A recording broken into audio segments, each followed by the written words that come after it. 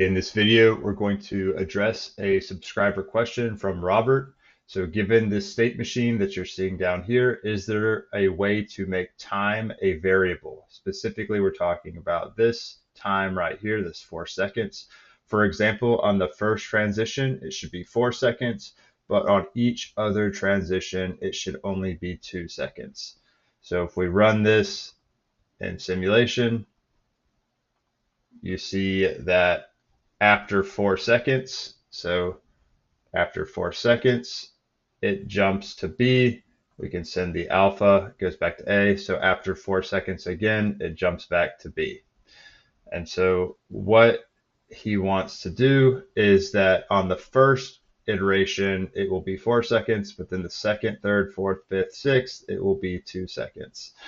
So we'll just kind of address how to potentially change this to a variable and some other alternatives because the variable doesn't really work as anticipated.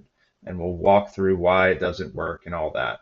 So first we'll look at the variable here. So if I just open up this original state machine, I could add a new value property and just call it time variable of type real number equals 5. And maybe I want to go in here to the specification. Remember, the trigger is where we would find that 4 seconds right here. So potentially you would want to put a variable in for this right here. And so that's what I'll do. I'll just push this little link button and it pops up this right here. And then this pop-up will allow me to link it to something in the model. So I'll go in and I'm going to take this time variable, for example. So if I just go find that, I have to click any element first. So I could click on this time variable, or I could click on this 5 value. So I'll do the 5 because that's the one that's going to be more correct. So if I change this from name to representation text, you'll see the 5. I click OK, and you see the 5 is right there. And I could add my units afterwards. So the 5 is underlined, meaning it's connected to this value property. I click OK.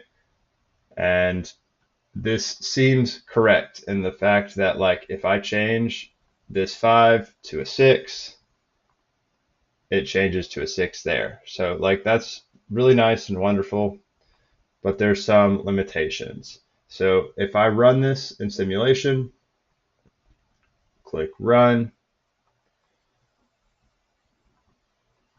and after 7 seconds, it's gonna jump back over. But what I really want to be able to do is change this to like a 2 and hit enter, and this 2 value be put over here and then be put over here. But that's not the way that it works. So if I hit alpha again to send me back to state A, it still waits that 7 seconds because this 2 value from the time variable in simulation does not get permeated through to the actual transition trigger. So that is a limitation. And so that means that we can't really use this method to solve Robert's question. So now we'll look at another variation of the same state machine, this one that you're seeing here, and we'll look at each one of these transitions. And so this after 30 seconds is, just a normal time event. We're familiar with it. We know how it works. Then we have this one right here. So simTime is a variable, which is probably new to us, and time var is a value property that is going to live on the system block. And so essentially, when I run this in simulation, you'll be able to then come down here to your console and just type in simTime at any point, and it will give you the current simulation time in milliseconds. So that's like 8 seconds essentially when I hit simTime. I can do it again, and it will give me 21 seconds. So I've got my time var as 5,000, so 5,000 milliseconds or 5 seconds. Notice we hit the 30-second mark, so we transition from A to B. Now, what we wanted it to do with this guard is that once the sim time was greater than the time variable meaning 5,000, which would be 5 seconds. So once sim time was greater than 5 seconds, we wanted it to transition. But that's not what happened. What happened was, or the problem was, that the guard is only evaluated once the state is entered. So if I hit this alpha signal, which is going to trigger the transition from B to A, it will hit A, and then this guard will immediately be evaluated, and it will evaluate to true because the sim time is greater than the time variable, and it will send it right back to B. So we'll do that. So alpha, and then it went back down to B, just like we anticipated. So that's not exactly what we wanted, because we want it to just, the second the sim time goes over 5 seconds, we want it to transition. So that's not acting the way or behaving the way that we want it to. So that's the problem there. The next, so this is a guard. So if I go into the transition, you see that I have the guard, and that's where I put it there. So that's that option. This one right here is the when time var is greater than 80,000. So time var, remember, is from here. So I've got the 5,000 is greater than 80,000. That's going to be evaluate to false. Therefore, it's not going to hit. So if I were to change this time var to something huge, like 100,000, and hit enter, you see that it jumped up back to A using that when condition, and then it jumped back to B because sim time is greater than time var. So that's kind of how that worked. Notice that it didn't transition back again, like while the time var is greater than 80,000 is true. You have to change it from true to false to true. So if I change this to like 120,000, it still evaluates to true, but it doesn't trigger this transition. So for it to trigger it again, I'm going to have to actually have to make it go to false. So go to something small like 1,000. So now it's set to false. And now if I reset it to true, then it's going to flip it. So now I'm going to go to like just a huge number. So when I hit enter right here, you see that it jumped back.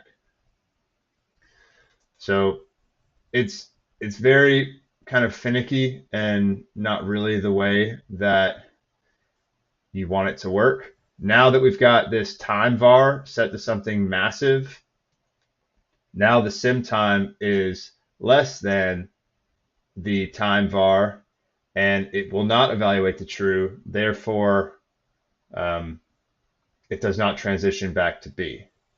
You wait the 30 seconds instead. So I can send this alpha command. So now we're back at A.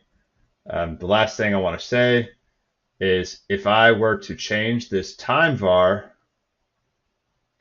back to something small, like 2,000, so 2 seconds, and hit enter, you'll notice that this guard does not send it back to B, because remember that the guards are only evaluated once the state is entered.